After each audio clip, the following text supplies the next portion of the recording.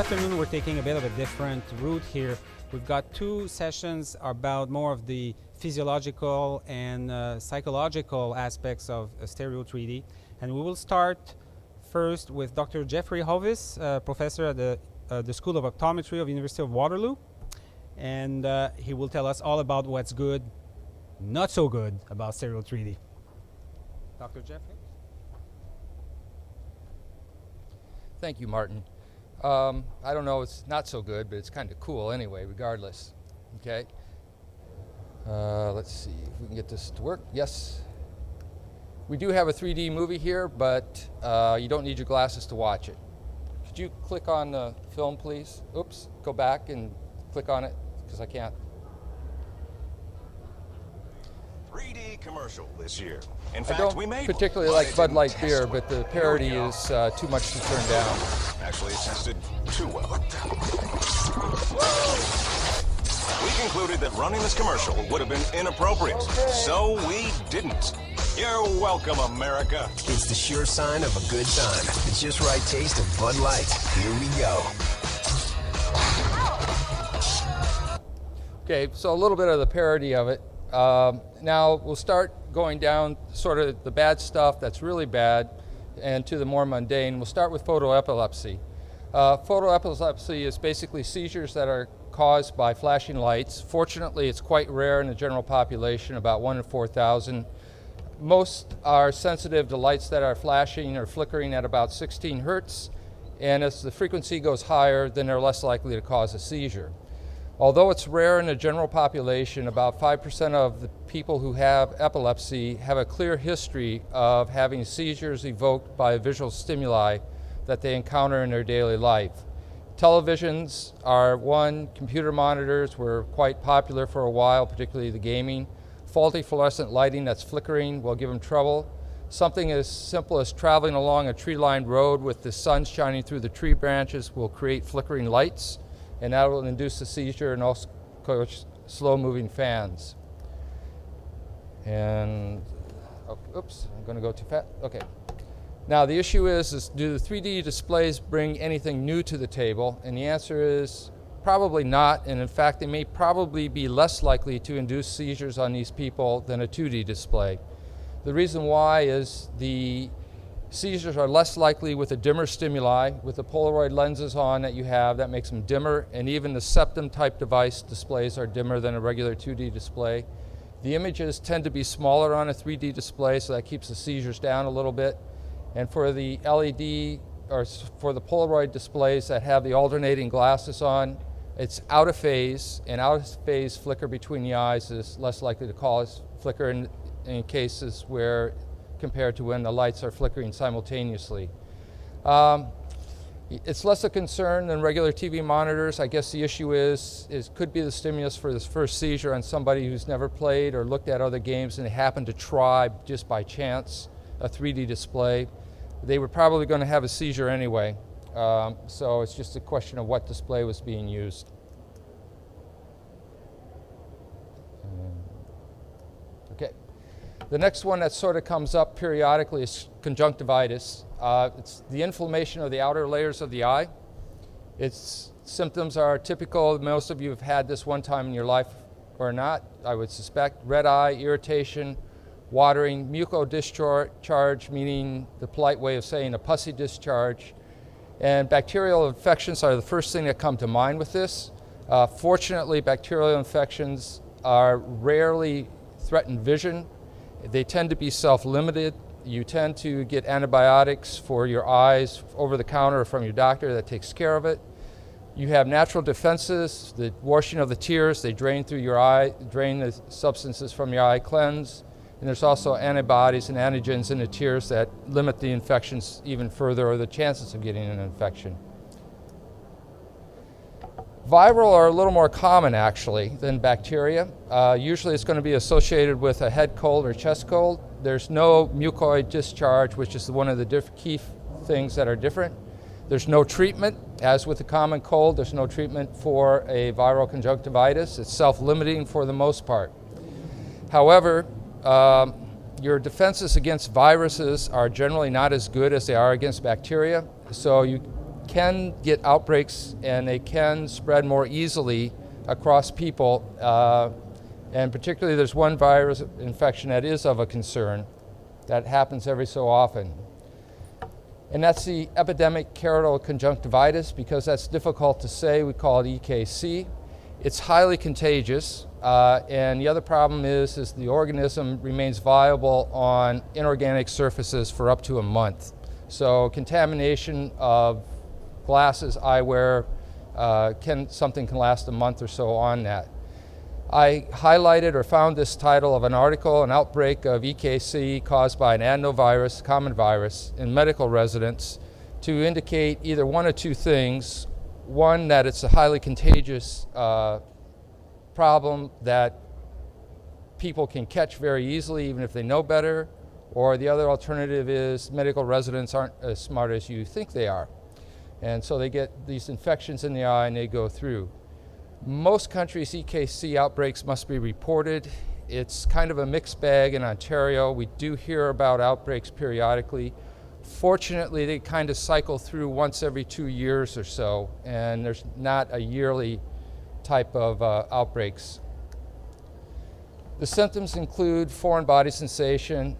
What highlights this and makes it a little more of a problem is there's a great deal more pain. It's not debilitating pain, but it's a moderate pain, and there's a decrease in vision that goes along with the inflammation. You also don't feel too good, and these last about 2 weeks or so. It can be in one or both eyes, and the main concern basically is the pain and the reduction of vision, and that's due to corneal infiltrates. If you look at the dark part of the eye, you'll see some smudges that are right there. Those are actually infiltrates in the very front surface of the eye, and those shouldn't be there. That's what's causing the pain, and that's what's causing the reduction in vision. These take a while to clear, and that's why people prefer not to get this particular type of infection.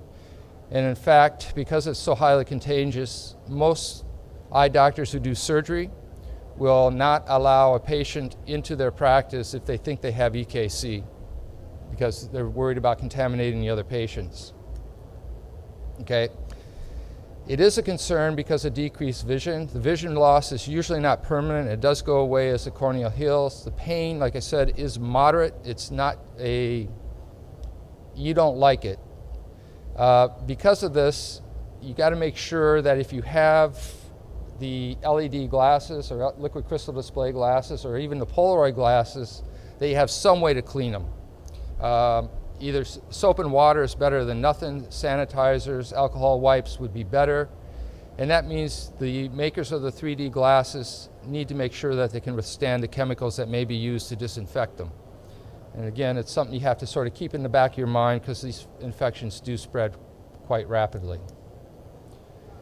So that's the bad stuff. The more mundane stuff is just eye strain. And so we'll start with the depth perception overview.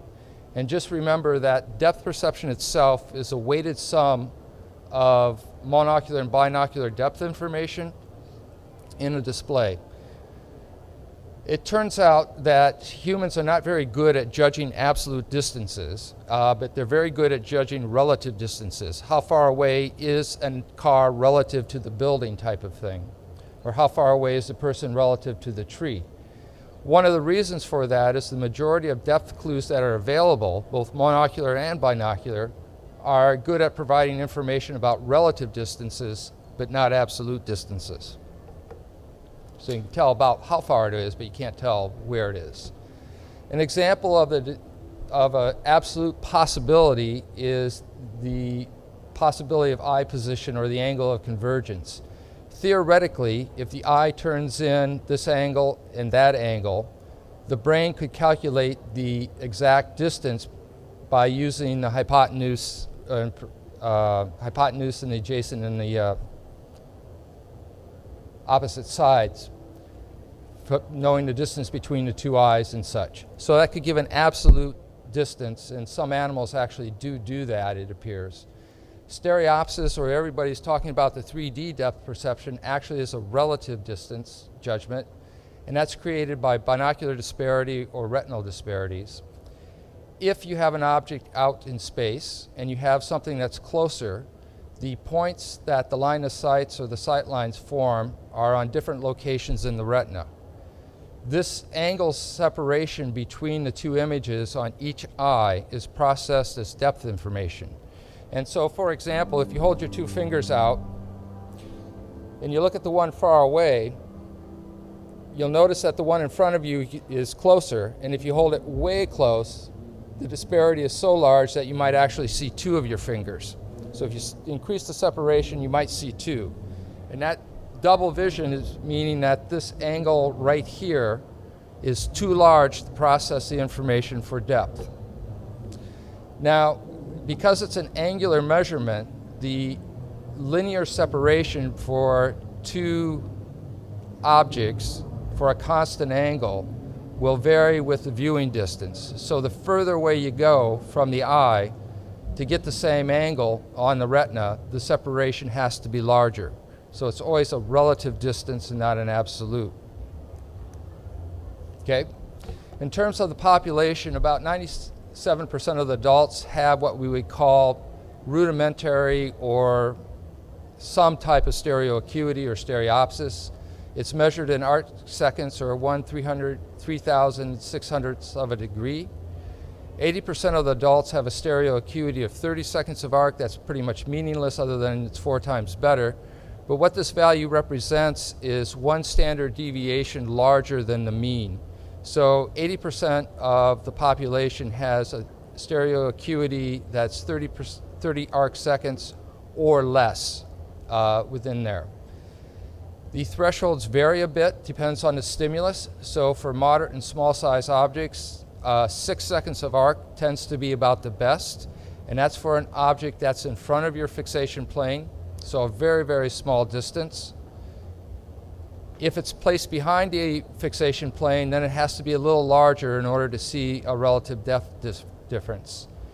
If you get, as we mentioned, too large of a separation between the two objects, then double vision is going to occur, or you may suppress one of the eyes or turn it off. These angles tend to be quite large, so around 2,000 to 3,000 seconds of arc, or 4,500 for larger objects. So we're talking about 2/3 of a degree of angular separation between the two on the retina. So quite large before double vision will occur.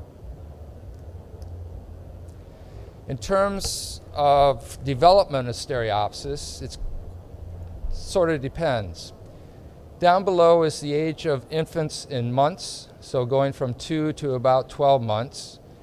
And what they did in this particular experiment was to actually record brain activity from the visual centers to stimuli that created 3D depth perception. And what you see is at the age of 2 and 3 months, very few infants had any stereoacuity or stereopsis or 3D depth perception. And as they got older, it quickly rose up to nearly 100% had at least 60 seconds of arc. And that would be considered to be normal stereopsis in the clinic. So at the age 6, 7 months, at least using objective techniques such as brainwave activity, you can demonstrate almost normal stereopsis in infants. Now what happens though, if you go into the clinic, they don't do as well, not too surprisingly, because they don't understand the nature of the test. So if you use standard clinical tests, which is the RANDOT here is an example of a Polaroid type with the traditional 3D tests, and then the Frisbee is one that you have actually real depth in between two objects. The stereoacuity of 5-year-olds is actually worse than the infants, and that's simply because they don't comprehend the nature of the test. And as they get smarter or more educated, they're able to perform the test better. So about the age of 5 to 7, they actually hit the adult mean levels. So it's normal at six months, and it improves by a factor of 3, basically because they can understand the nature of the test by the age of 5 to 7 years. So should a child be looking at these 3D displays? Well, actually, it really depends if they can understand the nature of the task. If they think they can, then why not? The issue is positioning them correctly and the angle for optimum viewing. The one thing that you may notice if you have children is they tend to be a little bit slower in perceiving the depth initially, but after practice or experience, it's not a problem. However, if there's an underlying binocular vision problem or something where they don't use the eyes together properly that hasn't been diagnosed, they have a focusing problem or an uncorrected refractive error that hasn't been addressed, then they could complain about not being able to see the depth, or something's not working, or they just get tired, they don't want to do it, headaches, things like that. So the issue is, first of all, for the kids, do they understand what they're supposed to do or what they're supposed to see? And that's probably going to be in the 5 to 7 age range. And the second issue, if they have any undiagnosed vision problems, they're likely to crop up if on the 3D displays, as likely they would on a 2D display. So it's not going to be that much of a difference maybe between the two. Now the convergence accommodation issue. We'll define convergence or vergence in general as eye movements required to keep the image fixated on each eye as the object moves back and forth. So as you move an object closer, your eyes converge to fixate on it. As you move away, your eyes diverge to fixate on it and keep it single. Accommodation is basically focusing to keep the object clear. It's increasing the power of the eye. There's a lens inside your eye behind the colored part that changes its shape to either focus up close or relax back to its original position to focus far away. These two are linked in the following manner. We'll start off with accommodation, and the image up close is blurred on your retina. You have a mechanism or a time constant that starts to take into account the blur and starts to eliminate it. You have some interactions here which we'll talk about in just a minute. You have another element here which basically resets the baseline depending on what you're looking at. We're not going to talk about that. And then the neural signals are sent to the muscles and you accommodate or focus on the near object. If you have a disparity, in other words, there's a difference in the angles between the object of fixation and where your eyes are pointing, you want to eliminate that. So again, you have a quick component to try and do that. This is the vergence issue. You have something that resets the steady state level, and then that signal then is sent to your eye muscles where you have either convergence and divergence to eliminate the disparity. The linkage comes within these cross links, which everybody is sort of fighting about as to where they occur and that. But when you accommodate, you will also send a signal down to the eye muscles to converge. So you can think this accommodation signal is in a way of helping the vergence system to maintain eye alignment on the object. When you converge or diverge, you also send a signal to the accommodation mechanism, which helps change the focus a little bit. So as you converge and diverge, you will also modify the optical power of the eye somewhat. So, are they dissociated in a regular 3D display? The answer is it could be. One of the things to think about is as the object moves closer, your brain thinks, okay, the object is moving closer based on monocular clues. The monocular clues are consistent with a change in the 3D depth perception that's occurring. Something's moving closer off the screen to you, it's getting larger, that's fine. And so what may happen is you might make an anticipatory accommodation convergence eye movements. It's moving closer to you, I better start moving, getting the system up and going. What's going to happen though is the image is going to blur because it's actually not moving closer to you, it's just creating a disparity on the screen. That stops the accommodation, but the disparity remains. So now the convergence divergence system has to deal with that. So you process the disparity either for the objects that's closer or the screen. It doesn't really matter because it's a relative thing. But that vergence and divergence is going to create some blur. So you got to then fight back and forth between these two systems to reach a steady state level. And assuming that you can do it, this is going to take some time. I mean, time meaning on the order of under a second, but it's still going to take some time to do it, if you can make the correct vergence eye movements. And so the issue is, first of all, how much blur is created through convergence, and we'll put it in perspective a little bit. The screen is here at about 1 meter, and the white area represents the distance away from the screen towards you and away from the screen towards you and from the screen away from you that is actually clear due to the eye's depth of field. So there's no blur between 0.3 meters away from the screen to 0.9 meters away from the screen behind it. Everything's clear within that as far as you go. The yellow region represents an area that would be blurred. So if you're if you move to about 0.3 meters away from the screen, then it's going to get blurry. And at 0.5, 0.6 meters, it's going to be really blurry, and you'll call that troublesome. If you are at 9 meters to 24 meters, because we're dealing with linear distances in optics, that's going to be a little bit blurry, and greater than 24 meters away from the screen is going to be really, really blurry. Well, in terms of disparities that are created on the screens, if the disparity is 100 seconds of arc, which would be a typical clinical value, the region that you're going to be at is well within the white. And if it's 400 seconds of arc, you're still going to be within the white region, so the blur that's created is very, very little.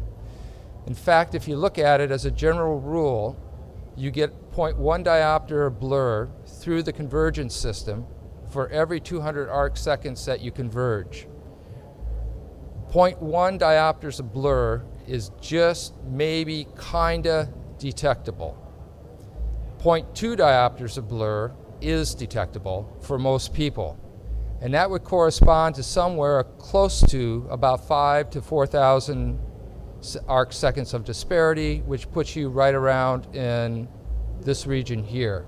So you're the disparity created, or the blur created through convergence, is going to be equivalent to looking at something that's about 0.3 meters closer than the actual display. That's when it's going to start to come into play. For less than that, the blur is going to be undetectable. There's also another way you can look at it, and the graph is a little bit complicated, so we'll go through step by step. The y-axis represents the amount of accommodation or the amount of focus that you have to do. The x-axis is the amount of convergence going in the positive numbers, the divergence going in the negative numbers.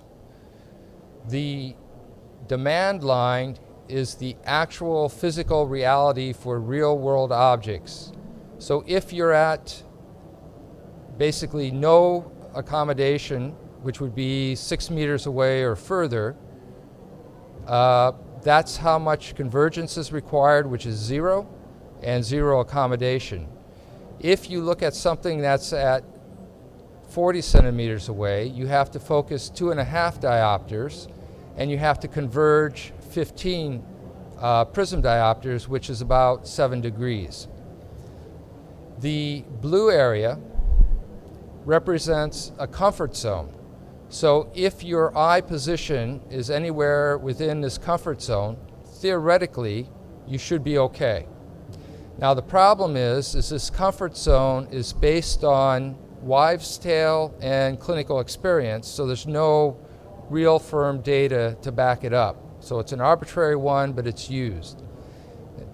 And so I put some numbers on. So say we have a display at 2.5 diopters of accommodation at 15 prism diopters of convergence, and you create a disparity within that display.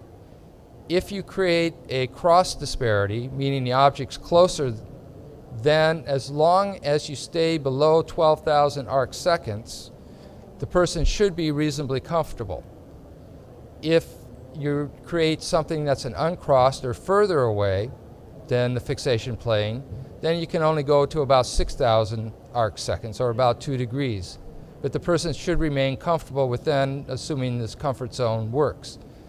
If you go out to about 12,000 arc seconds out here, you're going to have double vision. And if you go out to about 24,000 1,000 arc seconds, which is huge, you're going to have double vision. In the region in between here, you don't know what's going to happen. They'll probably see signal, but they won't be necessarily comfortable. Now, in addition to having this zone of comfort being somewhat arbitrary, this data was created for disparities that were introduced slowly and for large objects. So the person had time to make the eye movements before the next disparity was introduced. So it's a slow and steady change. If you introduce a larger disparity or jump, then these zones are not going to be the same. They're going to be much smaller, and that's going to depend upon the size of the stimuli that you use. So you have to be careful using the clinical data to the real world because you don't necessarily have the same stimulus conditions. In terms of binocular vision problems that are present in the population, about 3% of the young adult population have a stereo acuity that's worse than 120 seconds, meaning clinically they don't have 3D depth perception. The reason for that is they have strabismus, which is essentially an eye turn, either in towards their nose or away from towards their ear. The other eye is pointing straight ahead. They may or may not have a lazy eye that goes along with that. The problem with taking that data and extracting it to the 3D displays is that the displays are created using much larger than 120 seconds of arc disparities for the most part. And these people don't shut off the deviating or the lazy eye completely. They shut off regions of that eye. So with these larger disparities, it's possible to stimulate the non-fixating eye, if you wish, and that could create problems such as headaches or double vision either during the viewing or afterwards. And you don't know for sure what's going to happen because these 3% of the population are so varied. No more than 2 probably behave the same way for the same stimuli. The only people that really cannot appreciate some aspect of 3D depth perception are people who are monocular. They lost sight in one eye, or they have just a huge, very large uncorrected refractive error. These people are the ones that you don't have to worry about having difficulty with the displays, but on the other hand, they can't tell the difference between a 2D and a 3D display. And the percentage of people in the population like this, don't know, but it's less than 1%. Now for the people who, the 97% of the people who have stereopsis, if you wish, there's issues that can evolve, and I divided them up into individuals that are likely to have problems with displays within 1 meter and displays within further than 1 meter. So we'll talk about the closer one viewing distance first. The first group of people is called Convergence Insufficiency. Basically, it's what it sounds like. These people cannot cross their eyes when they're looking at objects up close. Well, they can, but it takes a lot of work. They have stereo means clinically in this, they have normal stereopsis. Depending on the study, the prevalence of this ranges from about 2 to 8%, so we'll use maybe around 5 as an estimate. These people are likely to have problems for extended viewing for displays that are within 1 meter. The other group that falls into this is the ones that converge too much, and so they have to work a little bit harder to compensate for that. Some of them have stereo, some of them don't, and we're running around again around 4 to 5% of the population. Then you have a group of people that are likely to have problems with distance displays. And these individuals basically have problems of diverging their eyes as you look far away. They are not as common as you find in the first group. It's less than 2% or maybe 5%. The ones that can't diverge enough are the divergence insufficiency group. The ones that diverge too much are more common, and they're around 5%. And then you have the group that has focusing problems. The accommodative insufficiency group has trouble with both distances. Basically what happens with them, these are people who've been staring at the game or the video screen or the theater screen for a long period of time, and if they're at the video game or the console or the monitor and they look far away, they can't clear objects because it's too blurred.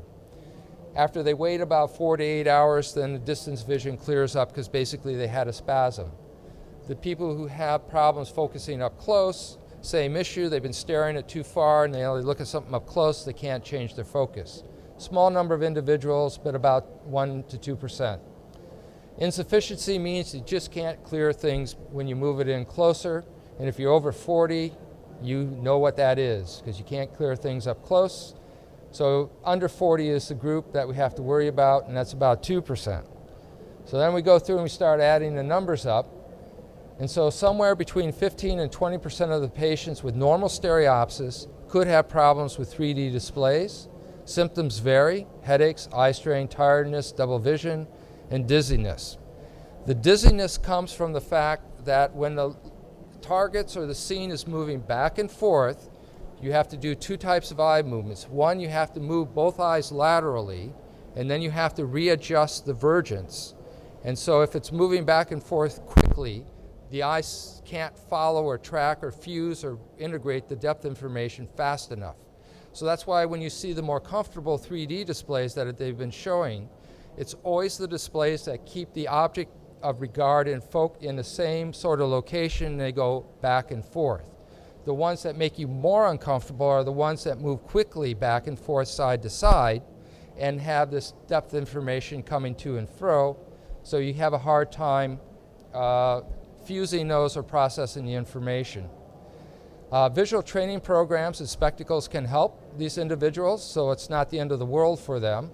And that's when people start adjusting the disparities or the amount of the 3D effect that they can have. And another 3% may not bother with the 3D displays because they don't have any stereopsis or they experience problems with them that are not going to be corrected. And of course, if the disparities are always near the limit of the average person's zone of comfort, then you're going to have eye strain and headaches for these individuals, and that's where, again, where the adjustments come in. The problem with all this is the limits or symptoms or eye strain or demand are going to vary with the size of the stimulus, the duration of the stimulus, and the duration of how long the person is looking at the display. So the smaller, the shorter, and the longer you look at a display, the more likely you're going to have problems. So, seizures are no more